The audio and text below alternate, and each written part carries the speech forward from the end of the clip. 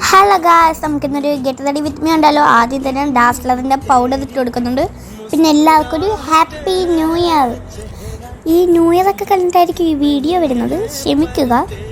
പിന്നെ എൻ്റെ പിരുകം ഫില്ലാക്കി ഐലൈനർ എഴുതി ഇതിലിട്ട് ഞാൻ കമ്മലിട്ടിട്ടുണ്ട്, അത് ഞാൻ കാണിക്കും.